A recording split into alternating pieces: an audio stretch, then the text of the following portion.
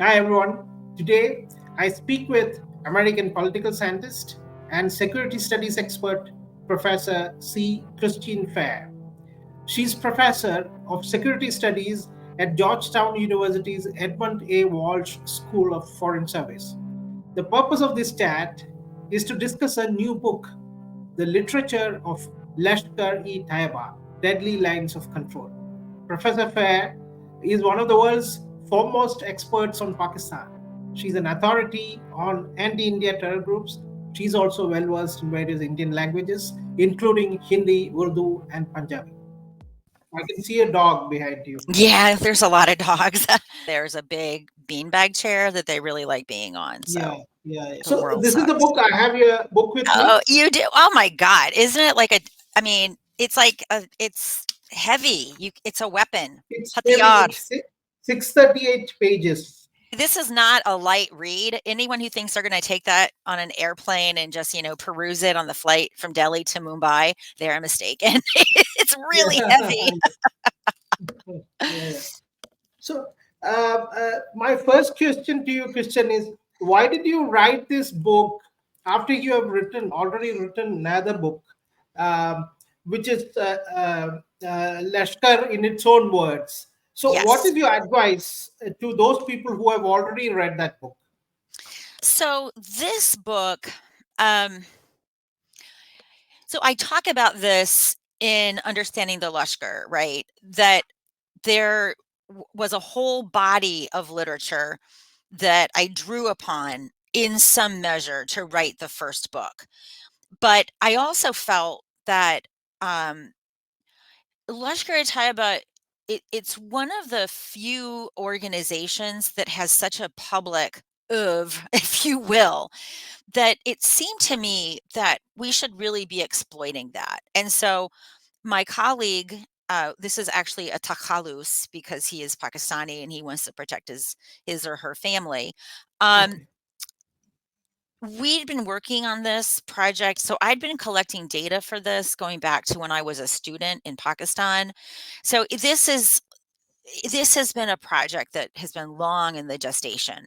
And we'd been collecting these materials. Oddly enough, since I can't go back to Pakistan, we got them through the Library of Congress. It turns out that the US government purchases Lashkar-e-Tayyaba publications is a part of the remnants of the PL 480 program. So we actually have these books in American libraries. The key is understanding how to find them. So this project actually was a predecessor to the first book. It's actually kind of the prequel. And I kept my sources sort of close to my chest in that first book. But here I thought it would be useful to make translations of the primary source materials available to other scholars that want to understand this group. So this book is, you said you started working on it when you were a student in Pakistan. Which period was it? I did my PhD in South Asian languages and civilizations. So I went to Pakistan really as a language student. And I went there to learn Urdu, but principally I went there to learn Punjabi because I was doing my dissertation on the Sikh diaspora and support for Khalistani separatism.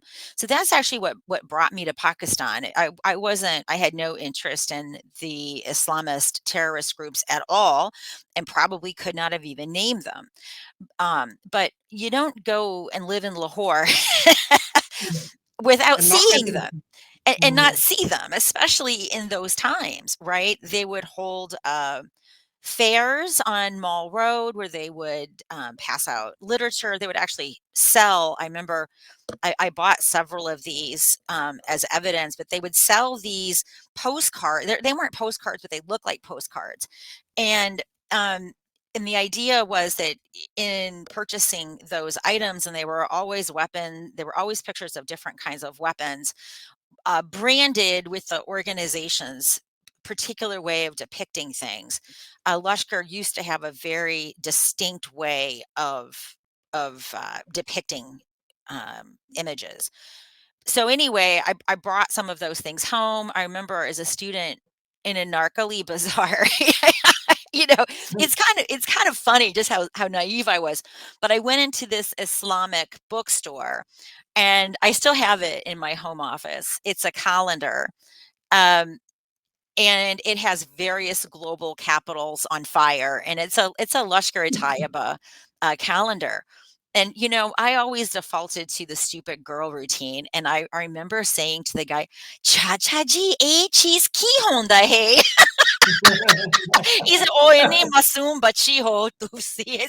And then he would explain to me, all the terrible, devils of the world, and how they're going to be dispensed with. And so so, I was just sort of a curious student. I was in my 20s, and I was just in absorption mode.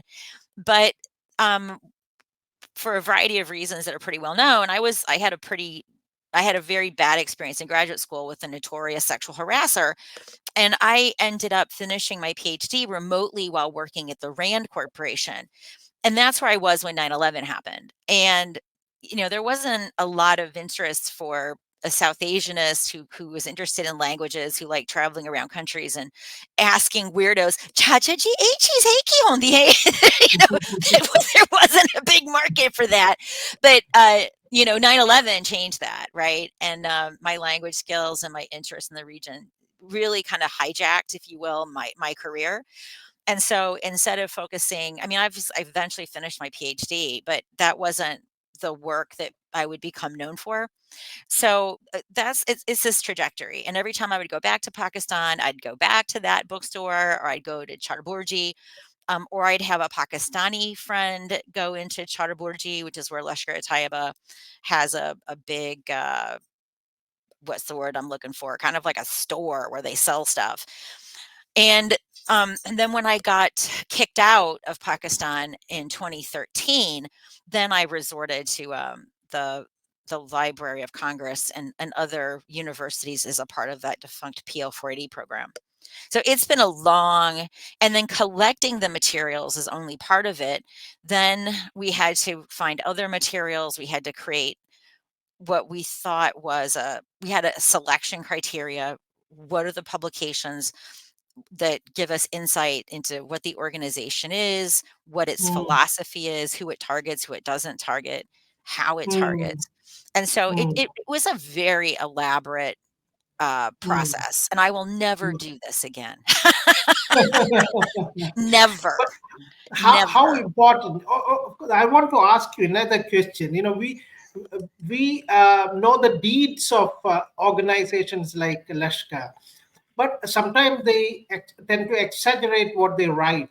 So, are we taking a risk by focusing a lot on the words? So, And yeah. yeah, so I mean, I talk about this. I also wrote a journal article based upon the posthumous write-ups of the so-called shaheeds. And I talk about this, right? Like, for example, people are probably lying when they say, "And I dispatched to hell, 300 Kufar Hindu Sainiks." That's, or even if it's a more modest number, "I dispatched 15 to hell." Like, that's probably complete nonsense. Who knows if they dispatched anyone to hell?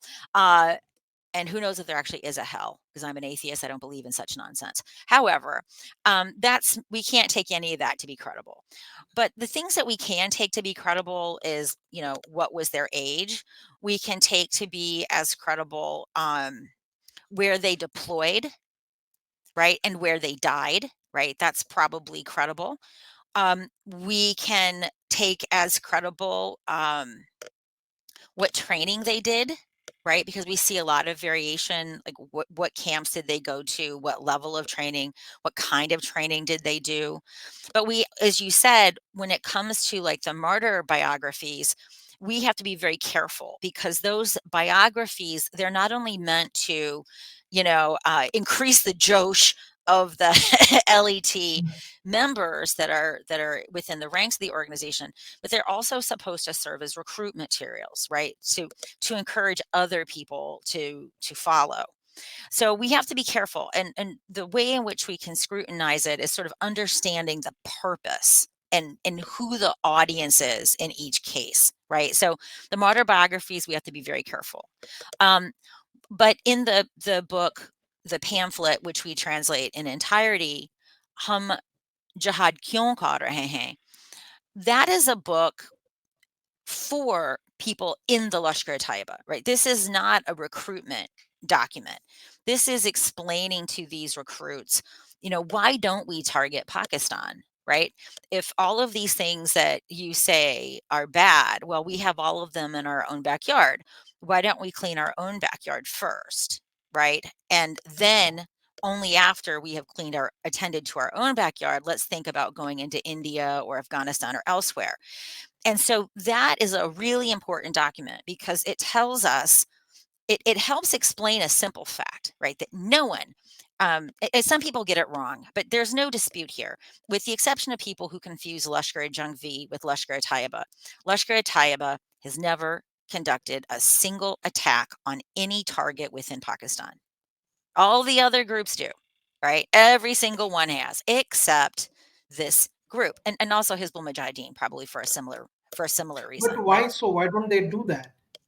Yeah. So I argue in the introduction to that chapter, is the reason why they do it is that this organization is, I don't think of it as a terrorist organization. I think of it as a paramilitary arm of the Pakistan army.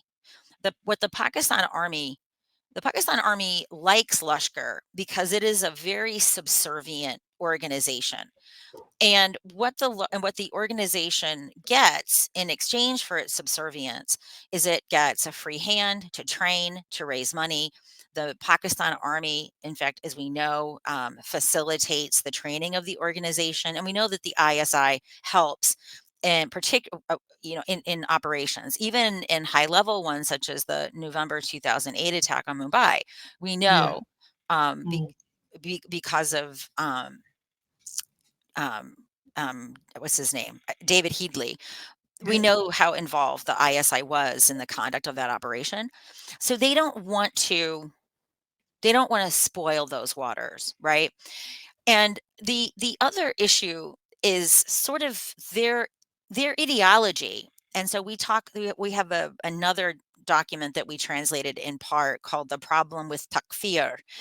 Yes. So, unlike all of the Deobandi groups and then also the Salafi, the Islamic State, Lashkar does not believe in takfir.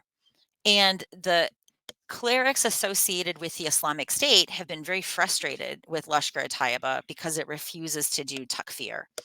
And the reason why it refuses to do takfir is that the organizations in Pakistan that do takfir, they cause a lot of violence. They kill mostly Pakistanis.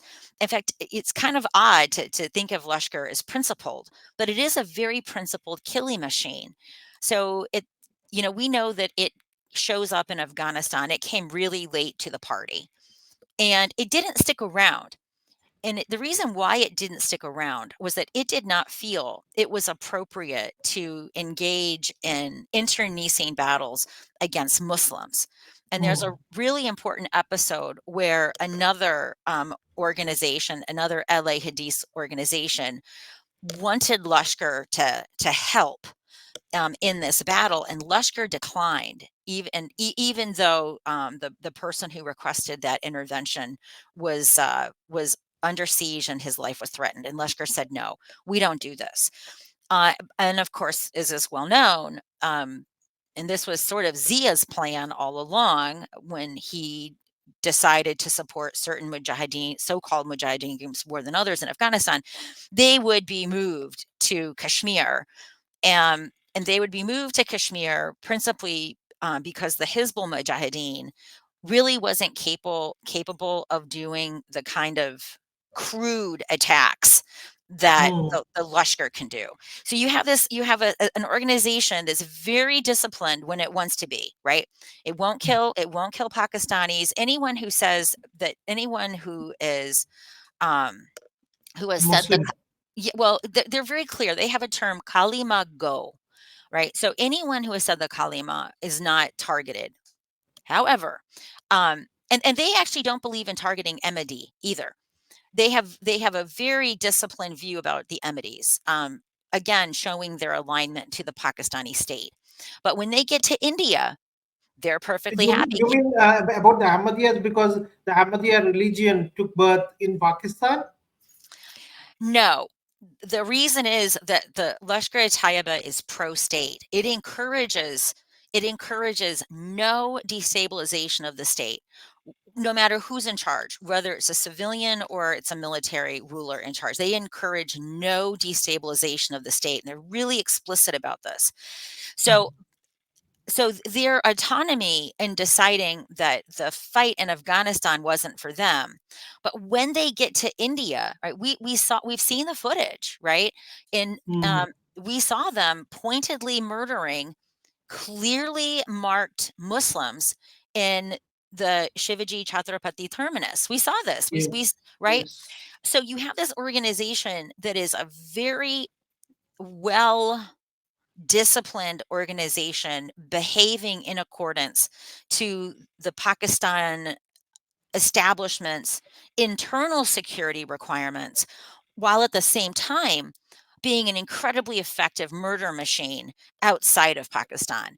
And so, as I argued in the previous volume, this is Yes. what makes the organization so important, right? Because Jaish also is a murder machine, right? When it's in India, but Jaish does not have the discipline, right? Jaish in its members participate in sectarian attacks under the guise of Lashkar-e-Jhangvi, right? It doesn't have that same discipline inside of Mm. Pakistan that Lashkar does, and it's that duality of being a very disciplined pro-state organization that disavows violence even against provocative targets like the Ahmadi.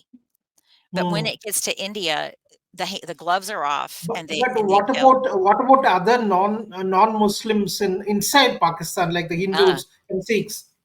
yeah. So again, it's very surprising to people, but they do not target Hindus and other non-Muslims, Christians, Sikhs. So what they do in Sindh, so most of Pakistan's Hindus live in Sindh, and then some live in Balochistan. And in Sindh in particular, the state has just abdicated all responsibility for in the areas where the Hindus live. And, they live in really water constrained areas. They don't have drinking water. They don't have health care. But what the Pakistani state does, oh, guess what? They let Lashkar-e-Tayyiba and its various branded organizations like Falah Insaniyat or whatever is the new name under which they're operating. So they go into the Hindu neighborhoods, they provide water, they provide medical care, and they convert Mm. through the provision of these services.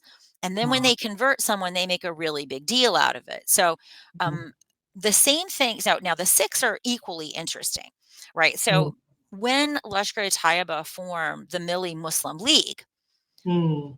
they had Sikhs as a part of their Muslim Milli League. Mm. So they see Sikhs as an ally, Mm. right, against Mm. India, right? So they Mm. see Sikhs as a group whose grievances that they can exploit. There's a lot of suspicion, um, if not indirect evidence, that the ISI is behind a lot of Khalistani mobilization in the diaspora. And in fact, the there have been very few episodes of Pakistani Sikhs being targeted, and when they have been targeted, it's been by groups associated with the Pakistani Taliban. But Mm. when I went to Pakistan to study the Sikh community there, um, one of the first people I met actually was one of the Khalistani hijackers who took the plane from Delhi. It was supposed to go to Amritsar, and he took it to Lahore. I spent an afternoon with this guy, and you could see, and for whatever reason, I'm not sure why it was so accessible to me, but I went to all of the gurdwaras, the historical gurdwaras. I went to Nankana Sahib. I went to Punja Sahib. I mean, I went all over. And at the historical gurdwaras where Sikh pilgrims would come, I mean, obviously Guru Nanak's Gurupurab was the most important one, but they would come for other Gurupurabs as well. They would come to Dera Sahib in Lahore. This would always be an opportunity for Khalistani recruitment. And what Zia did, and it was brilliant. So people may or may not be aware that, until very, very recently, there were large numbers of Sikhs in Afghanistan. And most of them, I mean, they were traders, but they were also they worked in the pharmaceutical business. So when the fighting broke out amongst the different Mujahideen groups, many Sikhs came to Pakistan. They speak Pashto. I remember I went to some of the Gurdwaras in Peshawar. The Guru Granth Sahib was actually in Pashto. It wasn't in Gurmukhi. And many of those Sikhs from Afghanistan, they became the caretakers of the Gurdwaras in Pakistan. So, and so by opening up those Gurdwaras to the Gurupurabs, to Indians, both people coming from India, but also the Sikh diaspora, this was an opportunity to basically proselytize the Khalistani vision. So the Pakistani state has always been allied with what it thinks are Sikhs in this regard. So how important is this study, is this book, according to you, for people who are analysts of the problem, or who are in positions of power in India? So I think they'll find some of, like, for example, we translate what Lashkar said it did on the Red Fort attack in 2000, right? I think many Indians will find it interesting. And I think there's this perception that Lashkar is only focused upon Kashmir. And it's not, right?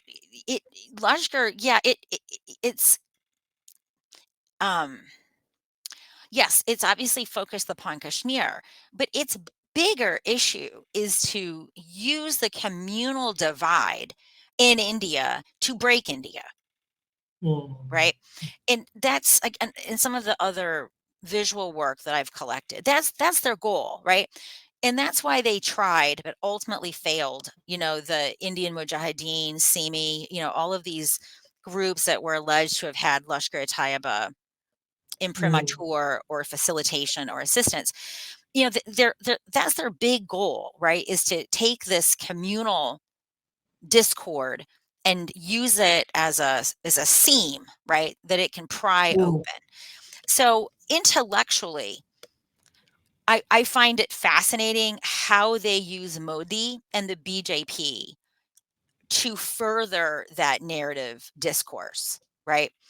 And I would say in general, when I was reading Savarkar's treatise on Hindutva, I was really struck by there's similarity in philosophy, right? So we all know Savarkar lost the battle at the time of partition and didn't have a lot of influence over how the Indian state would emerge then, but he's certainly winning the war.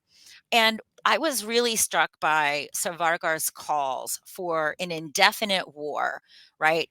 And he blamed Ashoka and the Buddhists for essentially emasculating the Hindu man.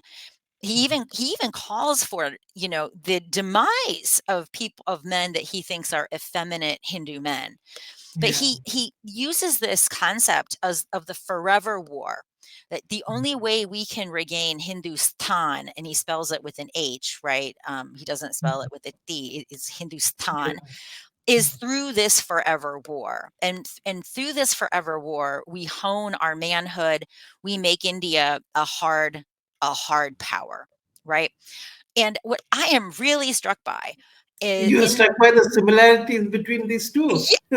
I know, and it's going to shock people when you read. You know what? I mean, honestly, but there's a reason for it, right? Because so when you read Hum Kyon Jihad Kar Rahe Hain, they say the same thing. They say the reason why we lost the Muslim caliphate is we stopped waging jihad. And mm, everywhere where Muslims stopped waging jihad, we became soft, we became dominated by Christians and Jews.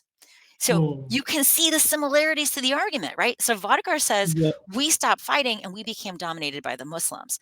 And so I challenge people to read Savarkar next to Hum Kyon Jihad Kar Rahe Hain. Honestly, it blew my mind. It did, because no one would ever think of juxtaposing these. But of course, what's actually happening here is that they are both dabbling, or I should say, swimming in the the the whole discussion over the two nation theory, right? Because Savarkar argued for a Hindu nation, right? That Mm, would be as a counterpart to the Pakistan for Muslims. So it's mm, when you actually look at the origins of their rhetoric, then it's not then it's not so odd, right? But I was just struck, like, holy cow! If I mm. didn't tell you, if you took away all the religious references, and I could make a game. Who said it? Savarkar or Lashkar? I mean, and people. I remember back in the early days after 9/11, there were similar games. Who said it? George Bush or Osama bin Laden? And you're just like, holy crap, because these are civilizational arguments, right? And both Osama bin Laden and George Bush were trying to make civilizational arguments. It's either we're the good guys and they're the bad guys, and of course Osama had his own views of that. So to me, that was one of the most eye-opening things of this work, was seeing how these two philosophies, they need each other to survive, right? Feeding on each other. They feed each other, right? Mm, And mm, what makes this yeah, they're feeding off of each other. mm, Without the other, if you if you didn't have Modi there, it would be hard to make the case that India is scary for Muslims, mm, right? mm, So mm, they feed off of each other, and for me, that mm, was a a pretty big eye opener. But mm. You, once you think through it, then you understand it's not weird at all. Their origins go back to pre-partition. I understand. You said that as a non-state actor, and you called Lashkar more of. You said Lashkar is more of a paramilitary organization inside Pakistan. But A you write parami in this. a paramilitary arm of the Pakistan Army. Yeah. Yeah. So, but you say in the book that they have rejected mysticism, that is Sufi Yes. Oh, religion. yes. Also, they see as outsider the Shias. So, how are they to these groups within Pakistan? So again, Lashkar distinguishes itself from the Islamic State and the Deobandi groups like Lashkar-e-Jhangvi, Sip-e-Sabe, Pakistan. Yeah. In that Lashkar-e-Jhangvi has this book, and by the way, what I hope people also appreciate is the sophistication of Lashkar's argument compared Mm, to other groups. You will never find Lashkar-e-Tayyaba blowing up a Shia shrine, right? mm, When that's happened, the Deobandis and Islamic State or the Islamic State have done it. And I say mm, or because the people who joined Islamic State are generally the people who came from um, Sip-e-Saiba, Lashkar-e-Jhangvi, or the Pakistani Taliban, right? Because these are all mm, Deobandis. mm, So even the Islamic State in Pakistan still has a mm, Deobandi core. mm, Lashkar-e-Taiba mm, doesn't do it. They don't go mm, in. They're not attacking the Shia shrines either. When that happens, it's always the Deobandis. So now, mm, this does not mean that Lashkar-e-Taiba accepts them. It doesn't. mm, It thinks, and in fact, Deobandis and Lashkar-e-Taiba agree about the problems with Barelvis, that mm, they assign to the prophet attributes that can only be used to describe Allah, right? mm, Because mm, in Orthodox Islam, the prophet was a human being, right? mm, He wasn't a divine entity. So one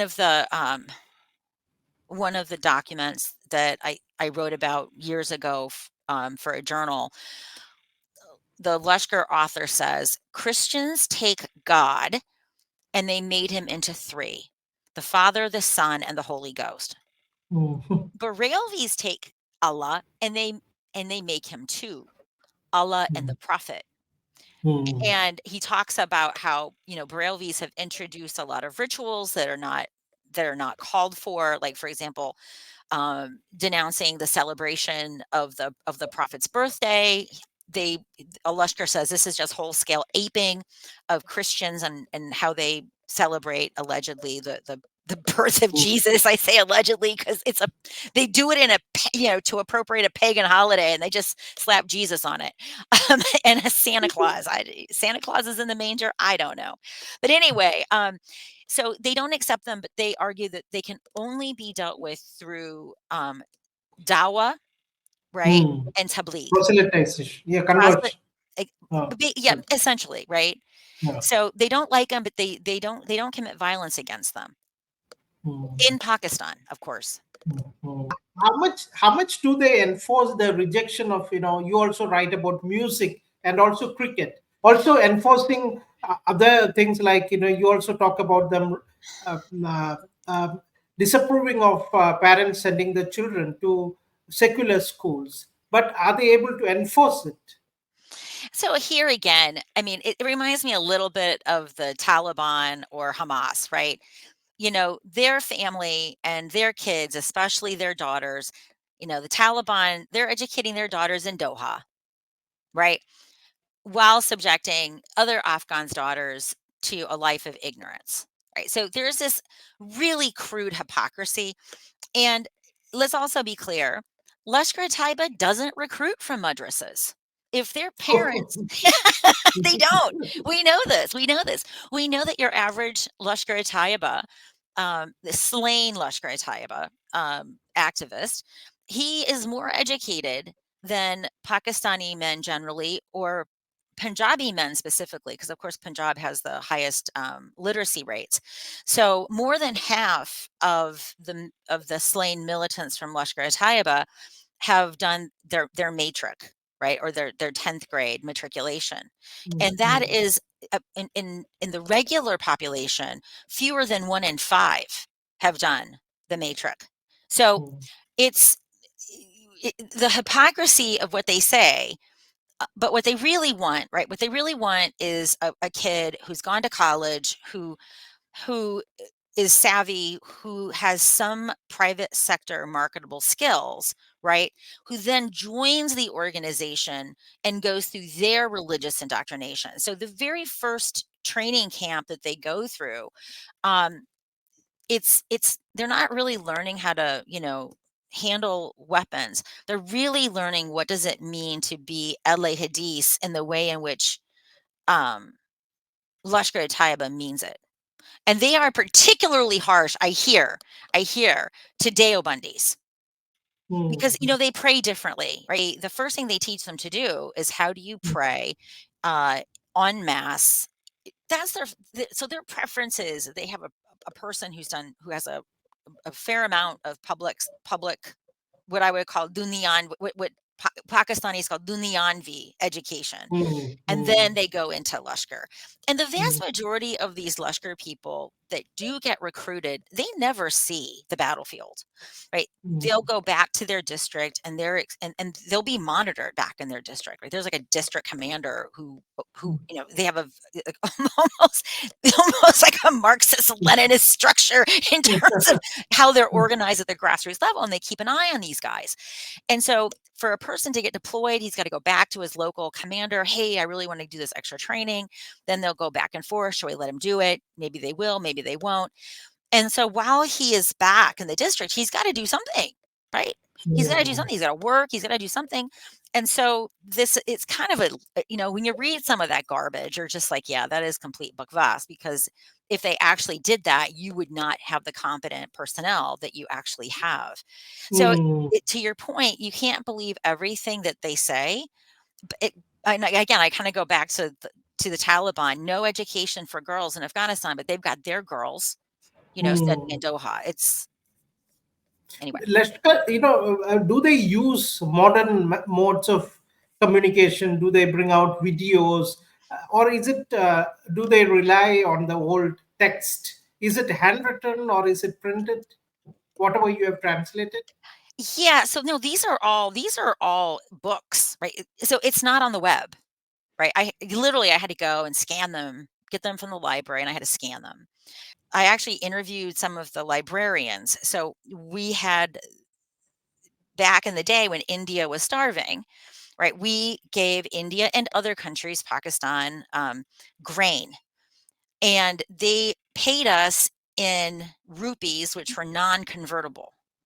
Right. So the US has all these non-convertible rupees in India and in Pakistan and in some other countries that were part of it was called Public Law 480, PL 480. Mm. Yes. So so now what happens, because obviously we're not doing that anymore, we use those non-convertible funds to buy books in the Mm. country. And I don't know who does this in Pakistan, but guess what? They use the American non-convertible funds to buy Lashkar-e-Tayyaba books. So if you know, and then once they get to the United States, they get divvied up. Sometimes they'll Mm. buy multiple copies and they'll get divvied up and they'll get sent to different libraries that are beneficiaries of the PL 480 program. Mm. Yeah. Mm. So literally, Mm. so I had a friend of mine in one of those intelligence agencies, and she says, "How are you getting this? How are you getting these materials? I know you can't go back." I said, "If I tell you won't believe me. Library of Congress."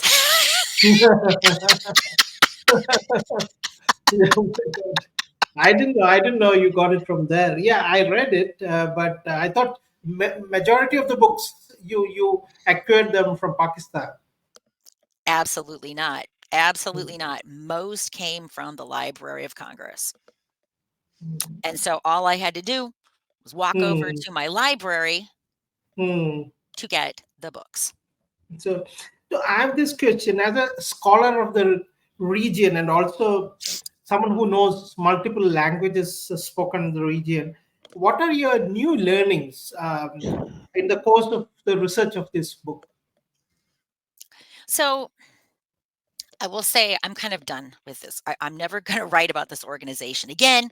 I'm done. I'm so burnt out on it. I've just spent too much of my life caring about this group, and I think part of it is, to be completely honest with you, I got some things really wrong in November 2008 about the organization. And I really felt like I had to make up for getting a lot of things wrong about November 2008. So I think that's part of the reason. Like I felt like I had to intellectually atone for my ignorance. Um, and so I think I've done as much as I can about this group, and it's time for me to move on to something else. I'm going back to my roots as a Punjabi linguist, and I'm enjoying that very much. I'm really lucky that I have this really crazy background where I feel just as comfortable doing, translating Punjabi short stories as I do working with my colleague Parina Patel on complicated mathematical models to explain behavior. So What are the things that you're going to work on next? yeah, so I'm doing Punjabi translations. So I still do data work, right? I've got a project that we're hoping will get published on the ethnic security dilemma in Pakistan. Um, and but right now, for the foreseeable future, I am working more on Bangladesh, right? I've been working on Bangladesh for quite some time. Um, Bangladesh is not a country that gets a lot of focus, right? So I'm doing a lot more data work on Bangladesh, and I still want to brush up my Farsi because I've been doing a lot of affidavits for refugee seekers, and so with the United States bringing in more Afghans, I want to be able to I want to be able to be more helpful to the. I was very upset about how we withdrew from Afghanistan. I think you and I we had numerous exchanges about it. Yes. and I'm still disgusted. I'll never not be disgusted by Presidents Bush and Biden, right? This was a jointly authored fiasco, and I don't think a day goes by when I don't think about all of our Afghan partners that we stranded in Mm. Afghanistan, right? Yeah, And yeah. so, if anything, I really want to brush up my Persian because my Mm. Persian is really Mm. lousy. Mm. My last question is about, of course, Palestine and your views on what's happening in the and the position that's taken by Washington. So, you know, I am very frustrated by it because there is a lot of pressure. If you don't believe, like, there's a lot of pressure by both it's hard to say, right? Because you've got Muslims, Arabs, Palestinian. There's this big soup of people, right, who in different ways affiliate with the Palestinian situation, in particular what's happening in Gaza, right? Mm. Most of them are not Palestinians. Most of them are Muslims, not all of whom are even Arab, right? There are a lot of South Asians, right? And not just South Asian Muslims, but also South Asians in general, because they view this as like a colonial war, right? So on the supporting the Palestinian side is this really huge group of people. And then obviously on the Israel side, you have Israel, you have very, I would call them very aggressive lobbyists that if you show any sympathy for Gazans and you're an anti-Semite. On the other hand, you have a lot of really sensible Israelis who are saying that's complete garbage. What we're doing to the Palestinians is unacceptable, right? So I say, and as I many of us feel stuck in the middle, right? Because I oppose what Israel has done to the Palestinians without question. UN Security Council Resolution 48 called for two states, right? Mm. And the fact that Jordan and other countries declared war on Israel, and Israel basically took that territory, that's not legal. I mean, no one would say what Russia has done in Ukraine. It's not legal to take to basically own territories that you've taken in conquest. But Israel has basically taken over, conquered territory and the Golan. Right. So from my point of view, I get very frustrated that if you change the name from Israel to Russia, right, and you change the name of the Palestinians to Ukraine's, you see that really exposes the crevices in the policies, right? But on the same time, I am a scholar of terrorism and I utterly freaking loathe Hamas, right? And I'm sympathetic with the desire by Israel to extirpate Hamas, right? But I know from my own experiences in the region, there's only two models for that worked. One was the Sri Lankan extirpation of the Tamil Tigers, and that came at, quite frankly, a genocide of Tamils and Yeah. war crimes on a scale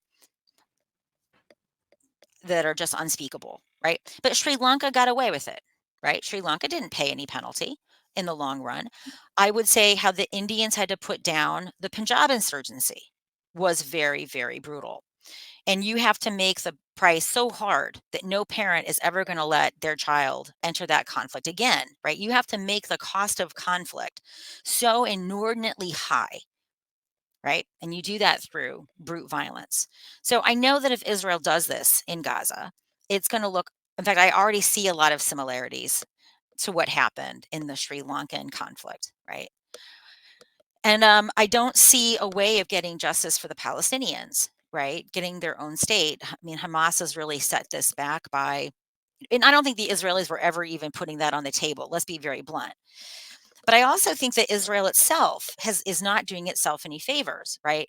The Europeans are not behind what Israel is doing. All of the hard diplomatic work in having rapprochement with its Arab neighbors is being set back.